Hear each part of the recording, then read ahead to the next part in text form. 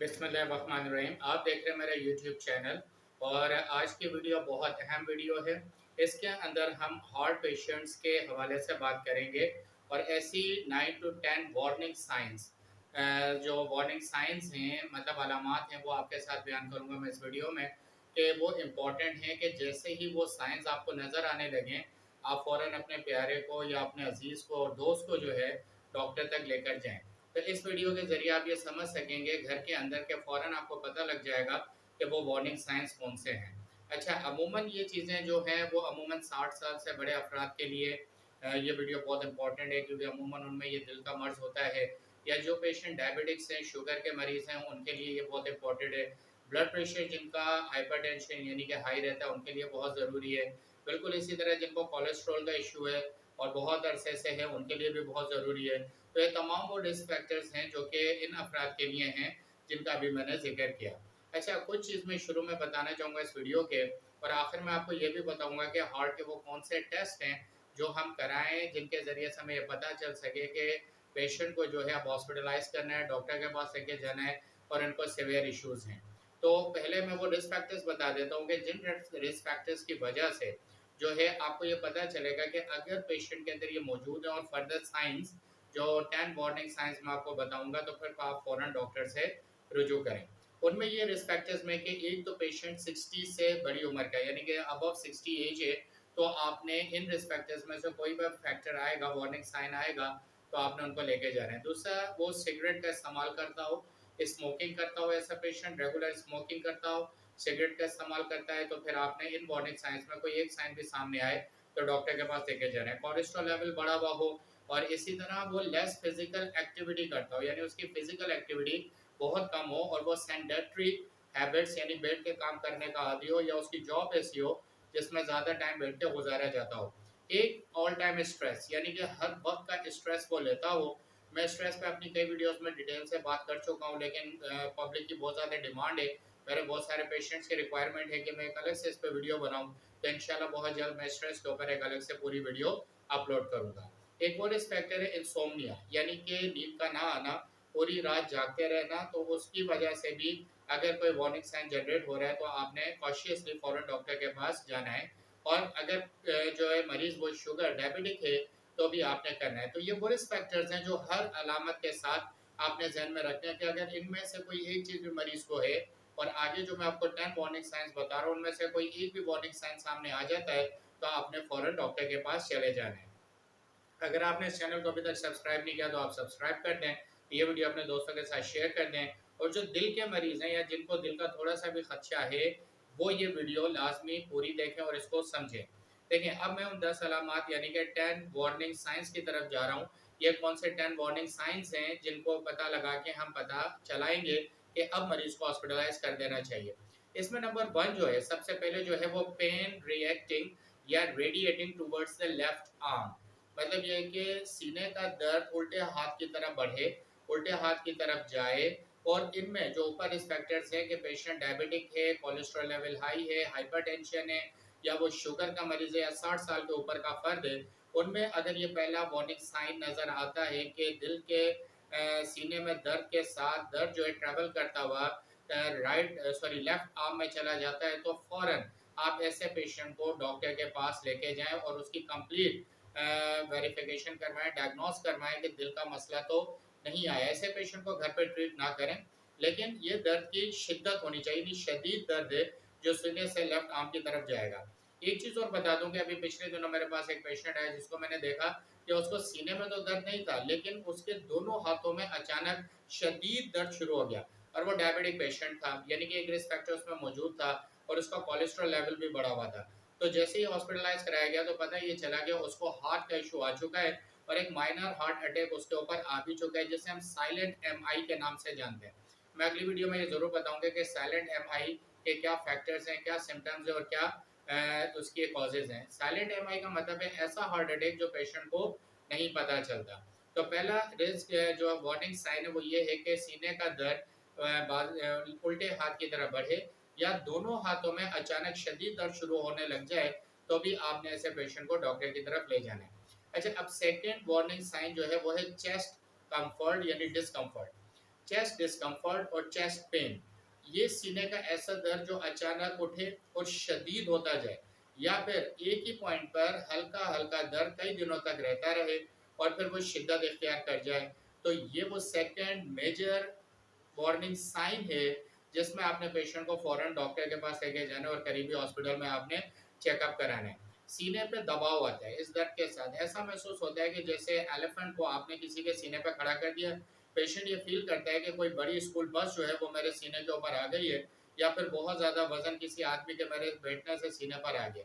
तो chest pain with great pressure या extreme pressure अगर उसको आता है तो you should take him to the doctor, आप उसको डॉक्टर के पास फ़ौरन ले जाएँ और वहाँ पे जाके उसका मुकम्मल तौर पे प्रॉपर ट्रीटमेंट या प्रॉपर डायग्नोस कराएँ।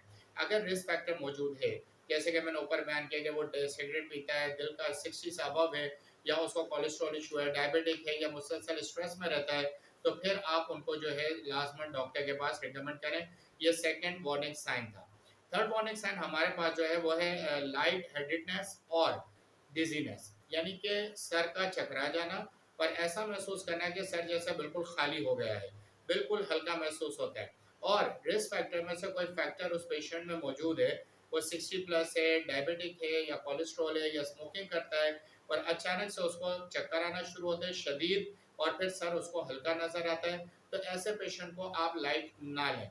हो सकता है इसको साइलेंट एमआई यानी कि खुफिया हार्ट अटैक आ रहा हो, तो फ़ौरन से पहले आप ऐसे को पेशेंट को जो है डॉक्टर के पास लेके जाएँ और प्रॉपर तरीके से उसका केयर करवाएँ और डायग्नोस करवाएँ कि आखिर दिल का मसला है या नहीं है। सबसे पहली चीज़ जो होती है वो ईसीजी कराई जाती है।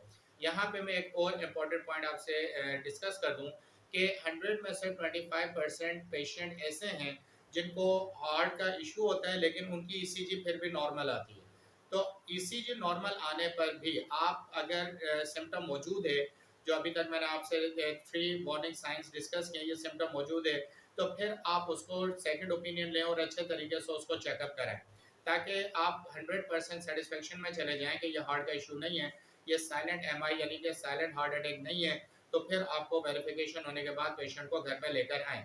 तो 25% लोगों की ईसीजी क्लियर आती है, हालाँकि वो हार्ट या हार्ट के पेशेंट होते हैं इस तरह की वार्निंग साइंस में, तो ये मैंने आपको बता दिए। इस वीडियो के आखिर में मैं आपको वो टेस्ट भी बताऊँगा कि जो हार्ट के पेशेंट्स को करा के आप उन्हें प्रॉपर तरीके से ट्रीट कर सकते हो और अपने अज़ीज़ को, प्यारे की जान महफूज़ कर सकते हैं। अगली जो हमारे पास नंबर 4 के ऊपर वार्निंग साइन है वो है नोज़िया, वोमिटिंग और पेन इन स्टमक एरिया। अगर रिस्क फैक्टर मौजूद है, यानी कि 60 प्लस हैं, डायबिटिक्स हैं, कोलेस्ट्रॉल है, उनको नौसिया बहुत ज़्यादा मतली होती है, वोमिट होना शुरू हो जाता है अचानक से, और फिर पेट में दर्द होने लग जाता है, तो अमूमन तो हम इनको गैस्ट्रोइंटेस्टाइनल डॉक्टर के पास ले जाते हैं। चेस्ट बन के इशू को हम चेक करते हैं कि ये कोई सीने की जलन है या मैदे का मसला है, तो उन्हें वो ट्रीटमेंट कराई जाती है। लेकिन अगर रिस्क फैक्टर मौजूद हैं, जो मैंने शुरू में आपसे डिस्कस किए, तो फिर आप ऐसे पेशेंट को कार्डियोलॉजिस्ट के पास ज़रूर लेकर जाएँ और प्रॉपर तरीके से उसका चेकअप करें, ताकि तसल्ली हो जाए कि उन्हें साइलेंट एमआई या कोई इस तरह का दिल का इशू फर्दर नहीं है। तो इस थर्ड वार्निंग साइन में भी आपने बड़ा कॉशियस रहना है और पेशेंट को फ़ौरन रुजू कराना है। अच्छा, इसमें ही मैंने आपको बता दी कि 25% जो ईसीजी है वो क्लियर आती है और ये नहीं पता चलता कि पेशेंट के साथ हार्ट का इशू चल रहा है या नहीं चल रहा है। अगला जो हमारे पास नंबर 5 के ऊपर वार्निंग साइन है वो है थ्रोट पेन और जॉ पेन, यानी कि गले का दर्द और फिर जबड़े का दर्द।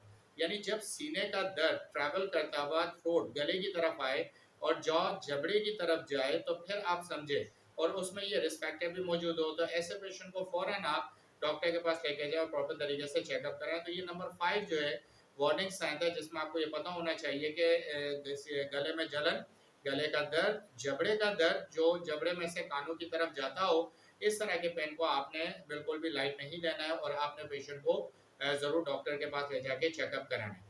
नंबर 6 जो वार्निंग साइन है वो है कि बहुत ज़्यादा थकान होना, यानी कि टू मच टायर्डनेस या फटीग कह लें, या आप ये कह लें कि कंप्लीटली एग्जॉशन। आपको कैसे पता चलेगा ये थकान अचानक ज़्यादा कैसे हो रही है? आप जो रूटीन के काम करते हैं, जो भी आप काम करते हैं, ऑफ़िस की सीढ़ियाँ चढ़ते हैं, घर का ख़वातीन घर का काम करती हैं, मर्द हज़रात बाहर की लेबर वर्क करते हैं।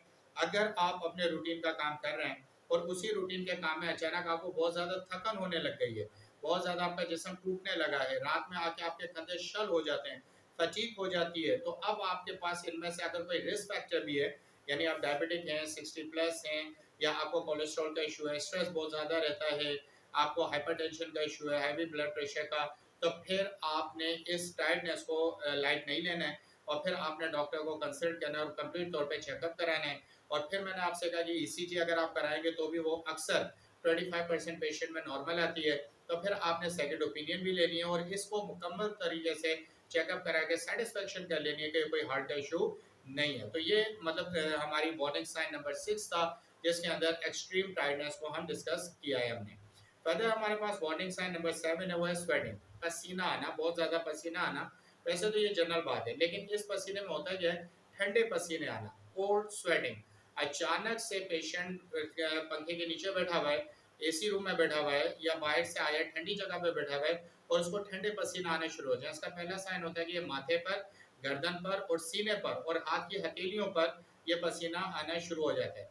जैसे ही ठंडे पसीने आने शुरू हो जाए और रिस्क फैक्टर भी मौजूद है, जो कि मैं काफ़ी डिटेल से बार बार बता चुका हूँ इस वीडियो में, आप शुरू में उसको जाके दोबारा भी सुन सकते हैं। तो फौरन फिर आप ऐसे पेशेंट को जो है डॉक्टर के पास ले जाके कंप्लीट चेकअप कराएं कि ये पसीने की वजह जो है, और फिर ईसीजी करवाएं और फिर सेकंड ओपिनियन लें और 100% सेटिस्फेक्शन करने के बाद आप पेशेंट को घर पे आएँ। कहीं ऐसा ना हो जैसे साइलेंट एमआई यानी कि साइलेंट हार्ट अटैक आ रहे हों या आ चुके हों। तो ये हमारे पास रिस्क फैक्टर में वार्निंग साइन नंबर 7 है। अब हम वार्निंग साइन नंबर 9 पे बात करेंगे, तो वो हमारे पास है स्नोरिंग। स्नोर का मतलब होता है खर्राटे लेना। अब खर्राटे लेना कोई ख़ास अलामत नहीं है, अमूमन घरों में जो अफराद थोड़े से ओबेसिटी, मोटापे की तरफ होते हैं, वो खर्राटे लेते हैं। लेकिन जब आपके पास रिस्क फैक्टर है और आपको कहीं न कहीं दिल का इश्यू जनरेट हो रहा है, तो खर्राटों में, स्नोरिंग में होगा क्या कि आपके पास अपैनिया, स्लीप अपैनिया की कंडीशन जनरेट होगी। स्लीप अपैनिया कहते हैं कि सोते में अचानक से साँस का रुकना। ये पेशेंट को खुद तो नहीं पता लगता, लेकिन जो दूसरे उसके करीब होते हैं वो ये समझते हैं कि पेशेंट सांस लेते हुए, खर्राटे लेते हुए 1 सेकंड या 5 सेकंड या 10 सेकंड के दरमियानी वक्फे में उसका सांस रुकता है, या बाज़ दफ़ा ये ड्यूरेशन थोड़ा ज़्यादा भी हो जाता है। तो अगर उसका सांस रुक रहा है तो वो स्लीप अपैनिया का पेशेंट है। और अगर ऐसे जो पेशेंट्स होते हैं उनको फिर हम मेडिकली मशीन जो है वो भी इस्तेमाल कराते हैं, जिससे उनका ऑक्सीजन लेवल बढ़ता है और उन्हें स्लीप अपैनिया यानी दम घुटना और सांस रुकने की डिजीज़ से हम उन्हें निकाल लेते हैं। तो ऐसा पेशेंट जिसमें रिस्क फैक्टर्स हैं और उसका स्नोरिंग के दरमियान स्लीप अपैनिया होता है यानी कि दम घुटता है, सांस रुकता है, तो फिर आपने ऐसे पेशेंट को फौरन जो है ले जाके डॉक्टर में इमरजेंसी में चेक कराना है और चेकअप के बाद कंप्लीट सेटिस्फेक्शन ले लेनी है और ये कोशिश कर लेनी है कि उसके तमाम तर इशू जो है यहाँ पे रिजॉल्व हो जाए, वो कंप्लीट तरीके से सेटिस्फाई होकर घर पर आ जाए और वो मुकम्मल ट्रीटमेंट से आज़ाद हो जाए। अच्छा, अब मैं आपको कुछ ये बताता हूँ कि वो कौन से टेस्ट हैं जो कि आपने कराने हैं अगर आपको इनमें से कोई भी वार्निंग साइन नज़र आता है और आप में रिस्क फैक्टर भी है। तो नंबर 1 ईसीजी है, जो कि अमूमन हम कराते भी हैं। ये कार्डियो एंजाइम्स कहलाती है, यानी कि आपके जो दिल के एंजाइम्स की मूवमेंट है उसके बारे में हमें बता दिए वो डिस्टर्ब है या नहीं है। अच्छा, सेकंड हमारे पास कहलाती है इकोकार्डियोग्राफी। इकोकार्डियोग्राफी का मतलब कोई ये लफ्ज़ तो बड़ा मुश्किल सा है, लेकिन इससे डरना नहीं चाहिए। इसका मतलब होता है दिल का अल्ट्रासाउंड। अच्छा, इसके कोई इफ़ेक्ट्स भी दिल पे नहीं आते कि अगर हम ये इकोकार्डियोग्राफी करा लें तो ये हमारे दिल के अल्ट्रासाउंड के बारे में और दिल की कंप्लीट लेयर्स का इन्फ्लेमेशन, उन पे सूजन, उनके अंदर जो भी रप्चर सिस्टम जनरेट होता है वो हमें सारा डिटेल से पता लग जाता है। फिर एंजियोग्राफी जो अमूमन काफ़ी कॉमन से हम यानी टेस्ट के रिपोर्ट लेते हैं, एंजियोग्राफी कराई जा सकती है। और एक हमारे पास होता है ट्रेडमिल टेस्ट, जिसे हम रनिंग टॉलरेंस हार्ट टेस्ट कहते हैं, यानी कि रनिंग कराने के बाद हम हार्ट टॉलरेंस टेस्ट देख लेते हैं कि उनकी जो फ्रीक्वेंसी है वो सही है या नहीं है, तो उसके बाद ये हम डायग्नोस करते हैं। तो ये वो 4 टेस्ट हैं कि अगर पेशेंट हार्ट का पेशेंट है और उस तरह मूव कर रहा है, उसमें रिस्क फैक्टर्स भी हैं और ये 10 वार्निंग साइंस जो मैंने आपसे डिस्कस किए हैं, इनमें से भी कोई साइन उसमें नज़र आता है तो फिर आप ये टेस्ट करा सकते हैं। अब सबसे आखिरी बात, जो आखिरी वार्निंग साइन है वो है swelling on feet, ankle and lower leg, यानी कि घुटने से नीचे टांग पे सूजन आ जाए, एंकल टखने पर आ जाए और फीट पाँव पर आ जाए। तो अमूमन तो ये स्वेलिंग जो है वो किडनी डिजीज से रिलेट करती है, जिसमें क्रेटाइन डिस्टर्ब होता है तो किडनी के बाद ये स्वेलिंग आती है। इसको हम टाइप ऑफ ओजीमा भी कहते हैं, यानी कि रगों के अंदर, वेरिकोस के अंदर पानी का भर जाना। लेकिन यहाँ पे ये 100% जो है, अगर आपके पास रिस्क फैक्टर मौजूद है और फिर उसके बाद ये स्वेलिंग आ रही है, तो फिर आप वही मैं जो बात शुरू से करता आ रहा हूँ कि आप इसको जर्नल ना लें, आप इसको कॉशियसली लें, डॉक्टर के पास जाएँ, कंप्लीट चेकअप कराएँ और जो भी रिक्वायरमेंट है उसको पूरा करें और दिल के किसी भी मामले के अंदर आप उसको केयरलेस ना हो। ये वो 10 वार्निंग सिम्पटम्स हैं जो आप इस वीडियो को बार-बार देख के अपने ज़हन नशीन कर लें, और घर में कोई भी ऐसा पेशेंट जो कि रिस्क फैक्टर्स उसमें मौजूद हैं, उनमें ये कोई भी साइन जनरेट होता है, तो फ़ौरन उनको लेके डॉक्टर तक पहुँचे। अगर आपको इसमें होम्योपैथिक ट्रीटमेंट की रिक्वायरमेंट है, तो मेरा व्हाट्सएप नंबर और ईमेल एड्रेस डिस्क्रिप्शन में दिया हुआ है। आप इनमें से किसी भी सिम्पटम की कंप्लीट होम्योपैथिक ट्रीटमेंट भी करा सकते हैं, क्योंकि एज अ डॉक्टर मैं आपको ये वीडियो सजेस्ट कर रहा हूँ। और इन व्हाट्सएप के ऊपर कंप्लीट अपना डिस्क्रिप्शन देने के बाद आपको मुकम्मल तौर पे ट्रीटमेंट बता दी जाएगी, जो कि होम्योपैथिक ट्रीटमेंट होगी। इस वीडियो को शेयर करें, एक मालूमाती वीडियो है, ताकि तमाम लोगों को ये पता चल सके कि हम हार्ट एमआई की तरफ तो नहीं मूव कर रहे, साइलेंट एमआई की तरफ मूव नहीं कर रहे, हम कार्डियो पेशेंट तो नहीं बन रहे, क्या हमें स्टेंट और ऑपरेशन की तरफ, सर्जरी की तरफ तो नहीं चला जाना चाहिए। तो इसलिए इस वीडियो को ज़्यादा से ज़्यादा लोगों में शेयर करें। Thank you very much for watching this video.